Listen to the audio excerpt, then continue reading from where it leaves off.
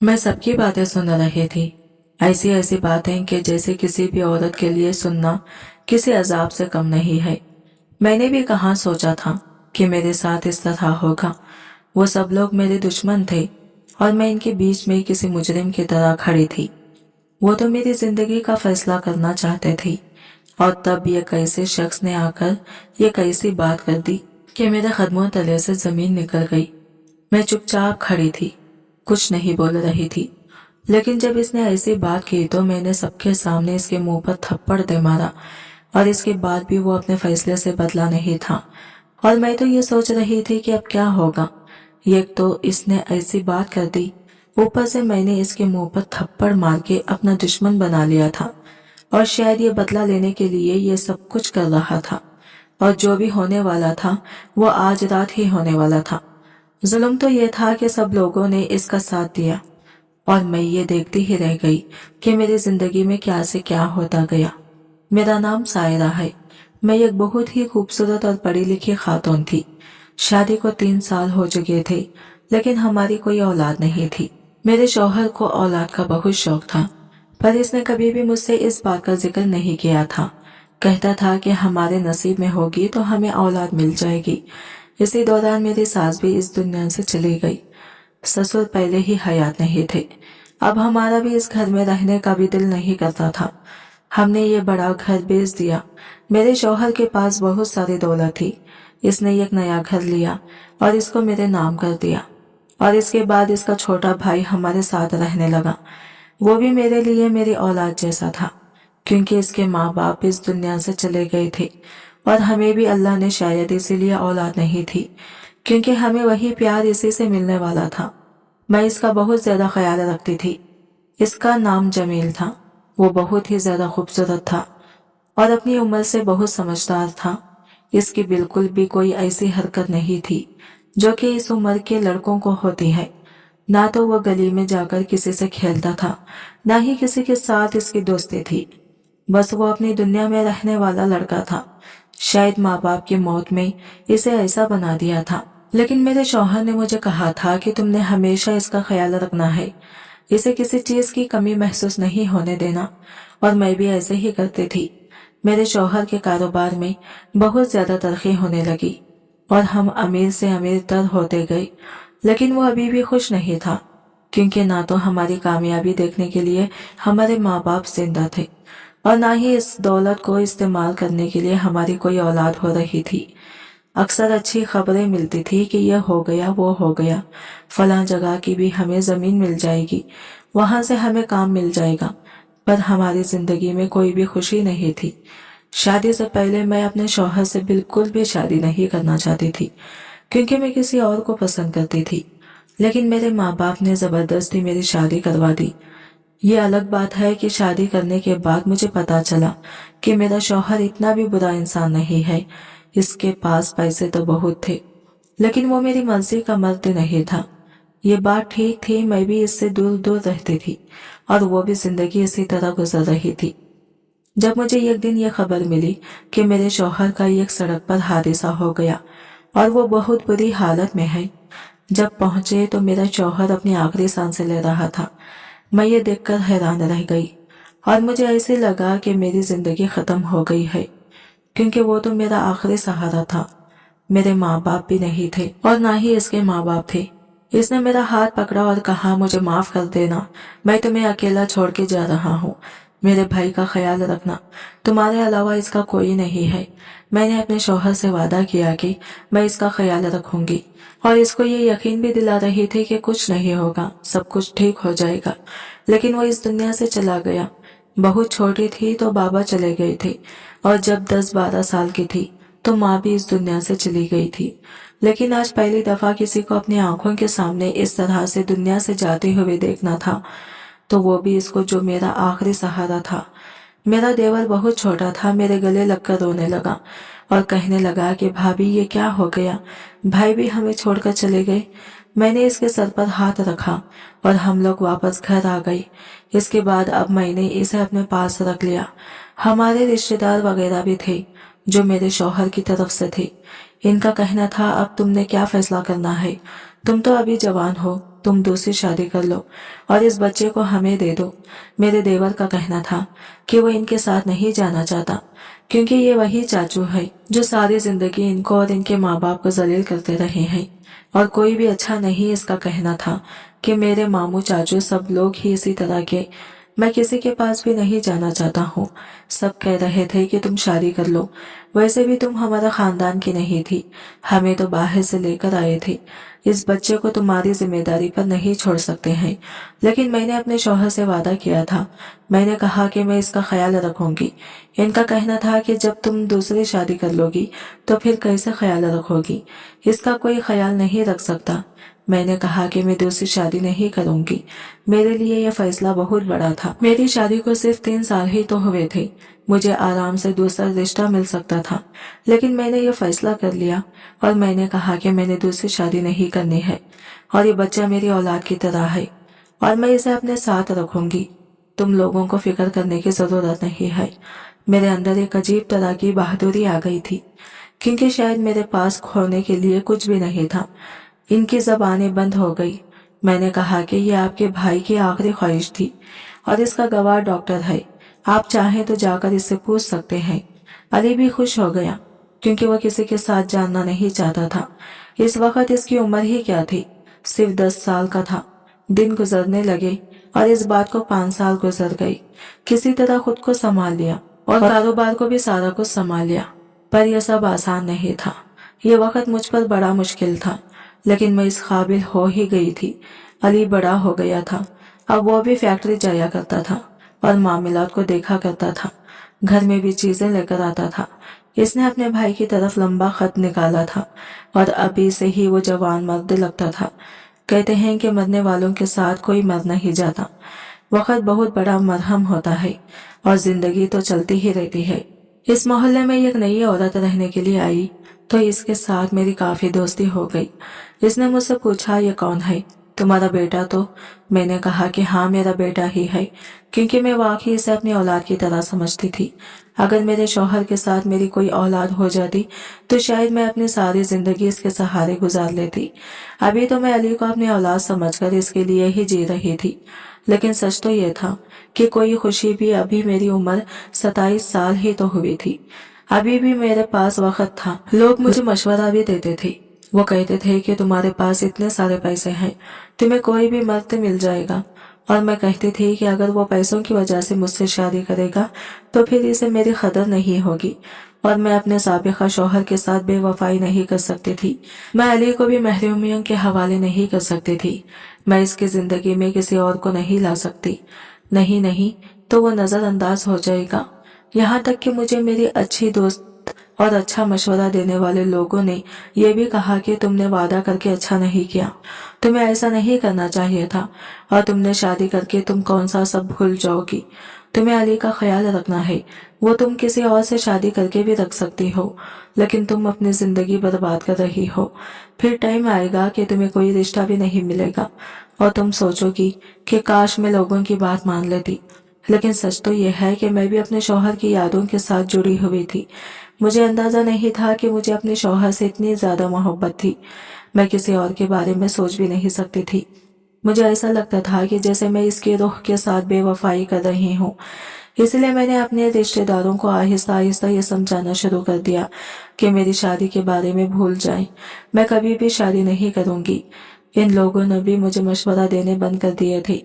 अली अपने दिल की हर बात मुझसे ही करता था और सब कुछ बिल्कुल ठीक था।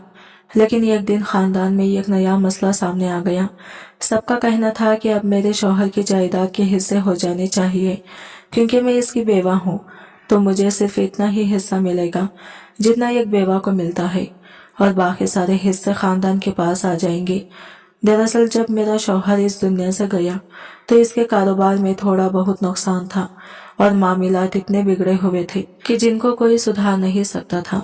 शायद इसी परेशानी में आकर वो बेदिहानी में ही सड़क पर जा रहा था और इसका एक्सीडेंट हो गया था। लेकिन फिर इसके खानदान वालों को ये भी पता था कि मैं एक पढ़ी लिखी औरत थी, इसलिए उन्होंने कारोबार मेरे हवाले कर दिया, ये सोच करके ये खुद ही इसका कारोबार को संभाल लेगी। और वाकई मैंने ऐसा ही किया। लेकिन इन 5 सालों में मुझे बहुत ज्यादा मुश्किल हुई।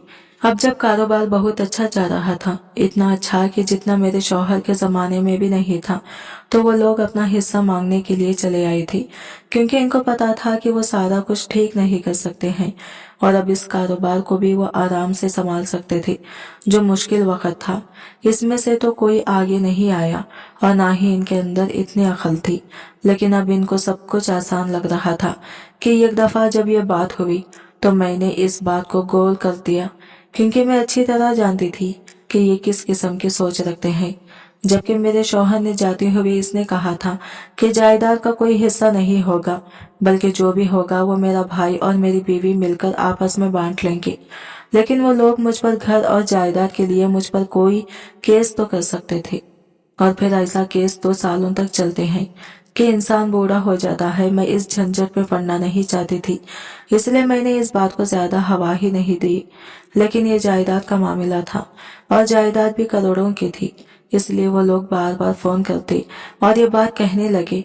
और फिर एक दिन घर आ गई और घर पर लड़ाई भी हो गई। मैं काफी डरती थी क्योंकि मुझे अली का ही सहारा था, लेकिन जब वो वापस जा रहे थे तो वो आया और उन्होंने इससे भी कोई बात की और कहा कि हम कल दोबारा आएंगे। तुम्हारी भाभी तो तुम्हारे भाई की जायदाद के ऊपर कब्जा करके बैठ गई है, ये बड़ी बुरी औरत है, इसकी बातों में ना आ जाना। लेकिन हमने भी कोई कच्ची गोलियां नहीं खेली हुई, हम तजुर्बाकार जमाना साज लोग हैं, हमें पता है कि क्या करना चाहती है। तभी तो इसने दूसरी शादी नहीं की, अगर शादी करती तो जायदाद इसके हाथ से चली जाती। अली के चाचू ने कहा कि इसको छोड़ दो और हमारे साथ आ जाओ, तुम इसके भाई हो, इसके बाद सब कुछ तुम्हारा है, मैं तुम्हारा साथ दूं तो ये सारी दौलत तुम्हारे पास आ जाएगी। अली इनकी बातें चुपचाप सुन रहा था और मैं भी चुपके से सुन रही थी। वो वहां से चली गई। जब अली अंदर आया तो मैंने रोना शुरू कर दिया और इसे सब कुछ बताया। मैंने कहा कि ये लोग तो इस तरह से बदतमीजी कर गए हैं जैसे ये लोग रिश्तेदार नहीं बल्कि शहर के गुंडे हैं। मुझे तो बहुत ज्यादा अफसोस हो रहा है। अली ने मुझे तसल्ली दी, वो भी काफी परेशान हो गया। इसने कहा कि आप परेशान नहीं हो, लेकिन वो खुद भी थोड़ा सा परेशान था। इसने कहा कि अब क्या होगा। मैंने कहा कि हमसे जायदाद के लिए लड़ेंगे और मुमकिन है कि वो लोग जीत जाएं और हम लोग हार, क्योंकि सारी जायदाद के वारिस तुम हो और वो तुम्हें अपनी तरफ लगाना चाहते हैं। और फिर मैं तुम्हारी क्या लगती हूँ? कुछ भी तो नहीं। भाभी और देवर का भला क्या रिश्ता होता है? आज नहीं तो कल तुम इनकी बातों में आ जाओगी। वो तुम्हारे अपने हैं, तुम्हारे खूनी रिश्ते हैं। अली चुपचाप सुनता रहा है। मुझे लगा कि वो कुछ कहेगा कि नहीं भाभी, ऐसा नहीं है, आप ही मेरे लिए सब कुछ, आपने मुझे माँ बन के पाला है। लेकिन वो कुछ बोला ही नहीं। मुझे इसकी खामोशी ने बहुत ज्यादा डरा दिया था। क्या वो इन लोगों की बातों में आ गया था और इन लोगों की बात मानने लगा था? क्या वो मुझे छोड़ के जाने वाला था? मैंने इसके लिए अपनी जिंदगी का इतना बड़ा फैसला किया था, इसके लिए मैंने अभी तक शादी नहीं की थी। क्या वो बदले में इतनी तसल्ली भी नहीं दे सकता था कि मैं आपको छोड़कर इन लोगों के पास नहीं जाऊंगा? आखिर वो कुछ बोला क्यों नहीं और चुपचाप अपने कमरे में चला गया। इसने सिर्फ इतना कहा कि जो होगा देखा जाएगा। मैं सारी रात सो न सकी। मुझे अपने शौहर की याद आ रही थी। क्या मैंने ठीक किया था? अगले दिन वो हमारे घर आ गई और उन्होंने कहा कि आज हम सारा मामला क्लियर करके जाएंगे। वो अपने साथ वकील साहब को भी लेकर आए थे। वकील साहब ने सबसे पहले ये बताया कि अगर किसी शख्स ने सिर्फ मुंह से ये कहा है कि जो कुछ है वो मेरे बाद मेरी बीवी और भाई का है, तो इस बात की कोई अहमियत नहीं है, क्योंकि इसकी लिखी हुई इस वसीयत के नीचे दस्तखत ही नहीं हुए हैं। इसने किसी जमाने में यह वसीयत लिखी थी, लेकिन दस्तखत नहीं किए थे, इसलिए इस बात को तो भूल जाए। बाकी आपको इसकी बेवा होने के नाते जो भी हिस्सा मिलता है वो आपको मिल जाएगा और इसमें कोई भी नाइंसाफी नहीं होगी। लेकिन आप सारी जायदाद, तीनों घर और फैक्ट्री पर कब्जा करके नहीं बैठ सकती। ये सब आपका नहीं है। अगर ये किसी का है तो वो है मरहूम का भाई, और अगर वो भी इस जायदाद के हिस्सा करना चाहे तो फिर मरहूम के चाचा और इनके बच्चों का भी हिस्सा बन सकता है। मैं अली की तरफ देख रही थी। फैसला इसने करना था, लेकिन इसकी उम्र ही क्या थी? वो एक छोटा बच्चा था। मुझे पता नहीं था कि मेरे शौहर ने इस वसीयत के नीचे दस्तखत नहीं किए। ये बात तो हमें वकील साहब ने बताई, क्योंकि जाहिर है इसे क्या पता था कि इसने इस दुनिया से जाना है।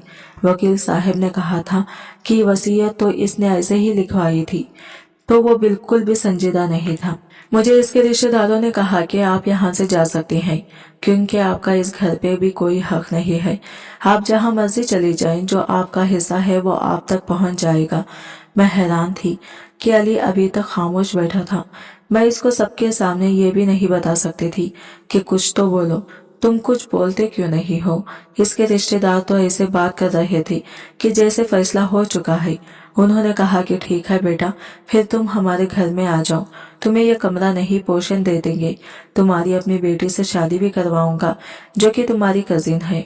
अभी तो मंगनी कर देंगे, शादी 2 साल के बाद करेंगे। तुम और इस औरत ने तुम्हारा इतना ख्याल रखा है, हम इसको थोड़े ज्यादा पैसे दे देंगे, ये भी अपनी जिंदगी शुरू कर सकेगी।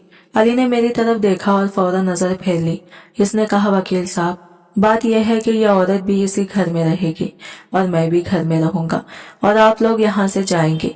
सबका कहना था कि तुम इसके साथ क्यों रहोगे, वैसे भी तुम्हारा इसके साथ रहना ठीक नहीं है, ये तुम्हारा कोई महरम रिश्ता नहीं है। फिर अली की जबान से वो लफ्ज निकलेंगे जो मैं कभी भी सुनना नहीं चाहती थी। इसने कहा कि हाँ, ये मेरा महरम रिश्ता नहीं है और मेरा इनके साथ कोई रिश्ता भी नहीं है। भाभी और देवर का क्या भला क्या रिश्ता होता है, वो भी तब जब भाई इस दुनिया में ना रहे, लेकिन मैं रिश्ता बनाऊंगा इनके साथ। ये बात सुनकर सब हैरान रह गए। सबने कहा कि कैसे रिश्ता बनाओगे, क्यों बनाओगे तुम रिश्ता, क्या मतलब है तुम्हारा। इसने कहा कि मैं इसके साथ निकाह करूंगा, ये मेरी बीवी बन जाएगी और फिर जो कुछ मेरा है वो मेरी बीवी का भी है, इसलिए आप लोगों को इस मामले में बोलने की जरूरत नहीं है, ये तो हमारे घर की बात है। आप लोगों ने मशवरा दे दिया। वकील साहब, आपके आने का भी बहुत शुक्रिया कि आपने अपना कीमती वक्त हमें दिया, लेकिन ये तो हमारे घर वाली बात है, मैं तो पहले ही फैसला कर चुका हूँ। वैसे भी अपने भाई की बीवी से शादी करना कोई बुरी बात नहीं है और मैं इससे शादी करूंगा। ये सुनने की देर थी कि मैं पागलों की तरह उठी और मैंने सबके सामने अली के मुंह पर थप्पड़ दे मारा। सब लोग हैरान रह गए। मैंने कहा कि तुम मुझसे शादी करोगे, शर्म नहीं आती तुम्हें ये बात करते हुए। मैंने तुम्हें माँ की तरह पाला है और तुमने ये बात की भी कैसे, सोची भी कैसे, तुमने ये बात वो भी सबके सामने, तुम्हारी इतनी जुर्रत, तुमने ये सब कुछ बोला। मैं तुम्हारे भाई की बेवा हूँ, मोहब्बत करती हूँ तुम्हारे भाई के साथ, मैंने तुम्हें औलाद की तरह पाला है और तुम आज मेरे सामने खड़े होकर इस तरह की बातें कर रहे हो। अली ने मुझे घूर कर देखा। आज मुझे इसकी आंखों में किसी बच्चे का प्यार नहीं बल्कि एक मर्द की अजीब सी ख्वाहिश नजर आ रही थी। मैं इसकी तरफ ज्यादा देर तक नहीं देख पाई थी। सबने इसे कहा कि इसके लिए तो हम सबके खिलाफ जाने को तैयार हो, अपने से बड़ी उम्र की औरत से शादी करना चाहते हो जिसने सबके सामने तुम्हारे मुंह पर थप्पड़ दे मारा, तुम्हारी इज्जत नहीं रखी। अली ने कहा कि ये तो पहले भी मुझे थप्पड़ मार देती थी जब मैं कोई गलत काम करता था। इसको मेरी माँ बनने का बहुत शौक है, मैं इसको अपनी माँ नहीं अपनी बीवी बनाना चाहता हूँ। हम लोग आज ही निकाह करेंगे और ये मेरे साथ अगर निकाह नहीं करेगी तो इसको 1 रुपया भी नहीं मिलेगा और मैं इसको इस घर से निकाल दूंगा। ये बात सुनकर मैं तो वहीं पर बेहोश हो गई। जब मेरी आंख खुली तो मैं हॉस्पिटल में थी और अली भी मेरे सामने खड़ा था। इसने कहा कि आप कैसे हैं। मैंने कहा कि जिंदा हूँ, लेकिन तुम एक काम करो, किसी डॉक्टर को कहो तो मुझे जहर का टीका लगा दे ताकि मैं मर जाऊं। आज मेरा मर जाना ही बेहतर है।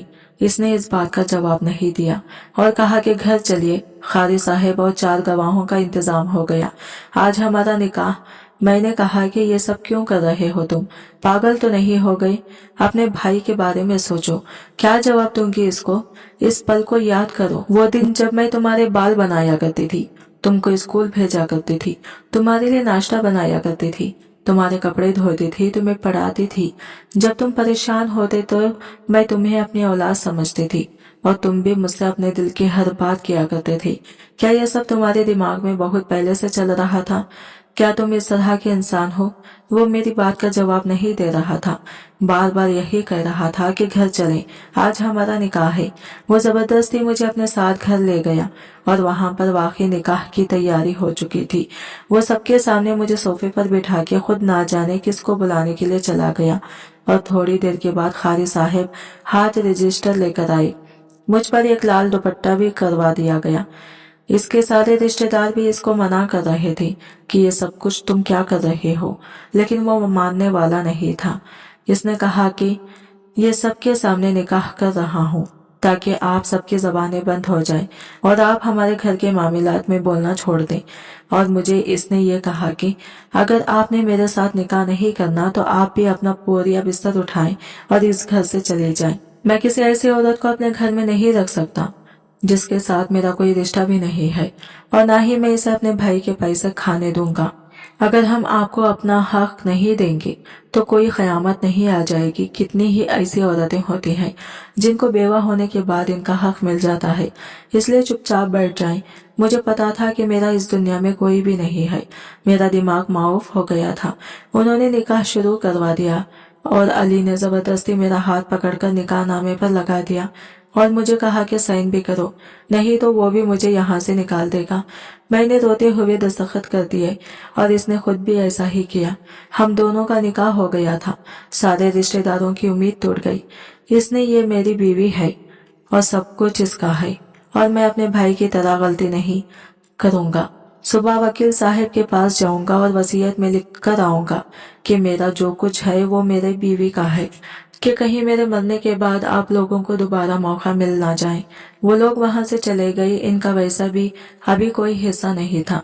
मेरा पहला शौहर भी मुझे ये बताता था कि ये बहुत बुरे हैं, कि हमारे माँ बाप जब इस दुनिया में नहीं थे तो ये लोग हमारे लिए कुछ भी नहीं करते थे, और उन्होंने हमें पनाह तक नहीं दी थी, 2 वक्त की रोटी तक नहीं दे सकते थे ये लोग हमें। और अब इस तरह की बातें करते हैं। वो सब लोग वहां से चले गए और मुझे इस शख्स के साथ छोड़ गए जिसको सारी उम्र मैंने अपनी औलाद समझकर पाला, और इसने जबरदस्ती मुझसे निकाह कर लिया। और इसके बाद वो क्या चाहता था कि हम मियाँ बीवी की तरह इस घर में रहें। ये सब कुछ क्या हो रहा था? मेरा दिल कर रहा था कि मैं खुदकुशी कर लूं, और मैं उठकर खिड़की की तरफ जाने लगी कि इसने मुझे पकड़ लिया। इसने कहा कि भाभी फजूल में उल्टी सीधी हरकतें ना करें, इतनी समझदार होकर इतनी बेवकूफ़ी नहीं करें। मैंने कहा कि उल्टी सीधी हरकतें तुमने जो आज मेरे साथ किया है, मैं तो हैरान हूँ कि मेरी जान क्यों नहीं निकल जाती, क्यों मैं यहाँ पर खड़ी हूँ, अभी तक जिंदा कैसे हूँ। तुम्हारे भाई की रूह भी तड़प रही होगी। अगर वो ये सब कुछ देख रहा होगा तो तुम्हें भी बद्दुआएं दे रहा होगा कि तुमने इसकी बीवी के साथ शादी कर ली है। गलती हो गई मुझसे। मुझे तुम्हें तुम्हारे इन्हें रिश्तेदारों के हवाले करके चले जाना चाहिए था जब तुम बहुत छोटे थे। तभी मैंने सोचा था कि तुम्हारे भाई से वादा किया, इसलिए तुम्हारा ख्याल रखूंगी। लेकिन तुमने क्या किया? मौका देखते ही तुमने ये सब कुछ कर दिया। इसका मतलब तुम्हारी हमेशा से मुझ पर नजर थी और तुम मेरे साथ ये सब कुछ करना चाहते थे। जो तुम्हें पहला मौका मिला और तुमने जरा भी देर नहीं लगाई। फिर तुम किसी किस्म के इंसान हो। तुम्हारे ऊपर मेरी तरबियत का असर नहीं है और तुम्हारे खानदान के खून का भी असर नहीं है, क्योंकि तुम्हारा भाई जैसा भी था पर तुम जैसा बिल्कुल भी नहीं था। अली ने मुझे सर से लेकर पांव तक देखा और कहा कि अब आपकी बात हो गई है तो कमरे में चले। मैं ये बात सुनकर हैरान रह गई। मैं फिर से उसे थप्पड़ मारने लगी तो इसने मेरा हाथ पकड़ लिया। उसने कहा कि मैं कह रहा हूँ कि अगर आपकी बातें खत्म हो गई तो अपने कमरे में जाकर सो जाएं, क्योंकि हमारा कोई भी निकाह नहीं हुआ है। वो सब कुछ झूठ था। वो मौलवी वो सब मेरे दोस्त थे। मैं इनको पहले से ही समझा कर लाया था ताकि ये रिश्तेदार हमें हमारे हाल पर छोड़ दें। हम दोनों का बिल्कुल कोई भी निकाह नहीं हुआ है। आप मेरी माँ की जगह हैं। आपको क्या लगता है कि मैं ऐसा कर सकता हूँ? आपको अपनी तरबियत पर भरोसा नहीं है? ये जानकर मुझे बड़ा अफसोस हुआ। क्या आपने मेरी तरबियत इस तरह की थी? यह सुनकर मेरे तो अवसान ही खता हो गए थे। मैंने कहा, क्या मतलब है? इसने कहा कि ये लोग हम पर केस कर देते और हमारी आधी जिंदगी अदालत के चक्कर लगाते हुए गुजर जाती। इसलिए इसके मुंह बंद करने के लिए मैंने ये सब कुछ किया था। अब हम ये फैक्ट्री और ये जगह बेचकर दूसरे शहर में चले जाएंगे और वहां जाकर नया कारोबार शुरू करेंगे, जहां पर हमें कोई भी जानता नहीं होगा। आपकी जगह है और हमेशा आप मेरी माँ की जगह रहेंगी। और रही बात मेरी शादी की, तो मैं अभी शादी नहीं करना चाहता। जब मुझे शादी करनी होगी मैं आपको बताऊंगा। आप ही मेरे लिए लड़की तलाश कीजिएगा। मेरी आंखों में खुशी के आंसू आ गए। इसने कहा कि इसी बात का अफसोस है कि आपने मुझे गलत समझा। मैंने कहा कि माफ कर दो मुझे, मैं परेशान हो गई थी। तो इसने कहा कि कोई बात नहीं भाभी, सब कुछ ठीक हो जाएगा। मैंने ये सब कुछ ठीक करने के लिए ही तो किया है। सब समझ रहे थे कि हमारी शादी हो गई है और हमने ये हवाई उड़ाई है कि हम बाहर के मुल्क जा रहे हैं। हमने सब कुछ बेच दिया और इस इलाके को छोड़कर किसी और शहर में शिफ्ट हो गई। इस बात को 10 साल हो गए हैं। अली 25 साल का हो गया है। मैंने इसकी शादी कर दी है और अब इसके साथ ही रहती हूँ। मेरी जिंदगी इसी तरह गुजर रही है। मुझे अपनी जिंदगी से कोई शिकायत नहीं है। अली की औलाद होने वाली है। मुझे ऐसे लगता है कि बस वही मेरी भी औलाद है। इसको पाल लूंगी और बाकी की सारी जिंदगी इसी तरह गुजार दूंगी। आज की वीडियो कहानी आपको कैसी लगी कमेंट करके जरूर बताइएगा, और वीडियो अच्छी लगी है तो लाइक शेयर जरूर कीजिएगा और हमारे चैनल को सब्सक्राइब करें फ्रेंड्स। मिलते हैं अगले नई वीडियो के साथ। तब तक के लिए बाय बाय, टेक केयर, अल्लाह हाफिज।